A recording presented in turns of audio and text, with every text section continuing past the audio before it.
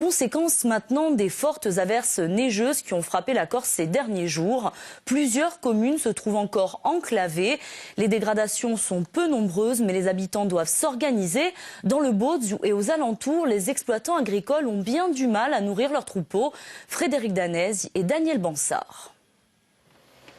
Avec 1,50 m de neige par endroit, les habitants de San Lorenzo ont dû faire preuve de solidarité.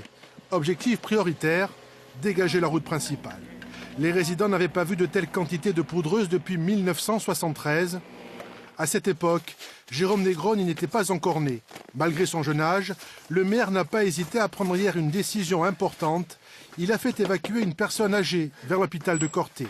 Ce matin, l'élu vient prendre des nouvelles auprès de la famille. C'est déjà une personne de 90 ans qui a des soins tous les jours, avec des infirmiers, toute la batterie médicale derrière. Donc aujourd'hui, vu les difficultés d'accès, toujours le risque d'être coupé, on n'avait pas de téléphone hier, le courant qui partait souvent, donc il valait mieux pas prendre de risques. J'avoue que ce qui s'est passé hier m'a un peu surpris devant la difficulté, devant la situation exceptionnelle dans laquelle nous vivons. Et ça s'est très très bien passé. L'autre priorité, c'est de localiser des animaux égarés dans la neige, car le temps presse. Certaines bêtes ne mangent plus depuis plusieurs jours. La solidarité s'exerce aussi entre agriculteurs. Ces éleveurs ont fait plusieurs dizaines de kilomètres pour rapatrier du foin. La situation elle est dramatique. Il n'y a plus d'un mètre de neige, les animaux ne sont pas tous rentrés, on ne peut même pas circuler. Nous, on a monté du fourrage de chez nous de la plaine, parce qu'ils n'arrivent même pas à accéder à leur réserve de fourrage. La Chambre d'agriculture a mis en place 2 numéros de téléphone destinés aux éleveurs en difficulté. La Chambre et le DARC ont également commandé 2 semi-remorques de foin sur le continent. Si la neige a cessé, c'est désormais le verglas qui menace cette région du Bauge où de nombreux hameaux sont toujours isolés dans l'attente du passage du chasse-neige. L'école de la commune est quant à elle fermée au moins jusqu'à lundi.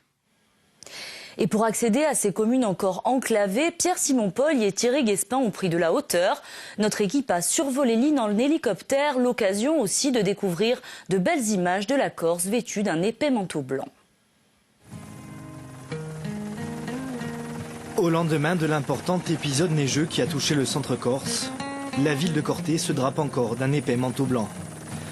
À quelques kilomètres, dans les vallées du Bauge et de la Casaluna, des villages sont toujours enclavés. À Rousio, à 800 mètres d'altitude, 3 jours que les habitants sont bloqués au village. Sur les toits des maisons et sur les voitures, près d'1 mètre de neige.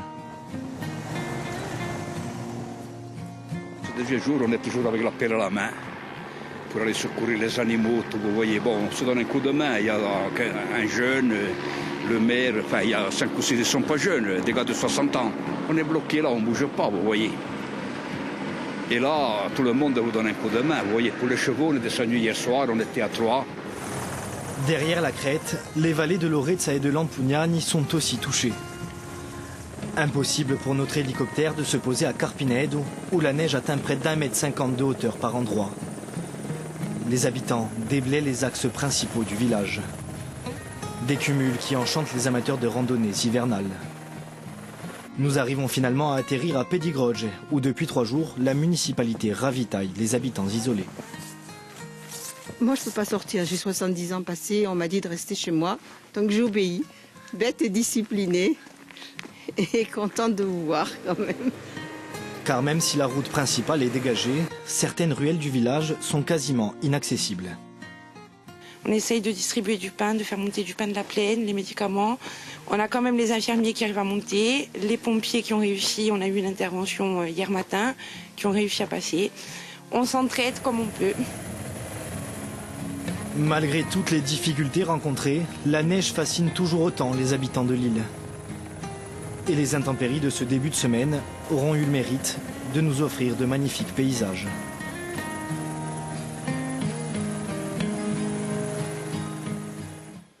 Autre conséquence de la neige, plusieurs écoles étaient toujours fermées aujourd'hui, notamment dans le centre corse, à Corté ou à Vezzani. Même chose pour l'université qui demeure close jusqu'à demain inclus.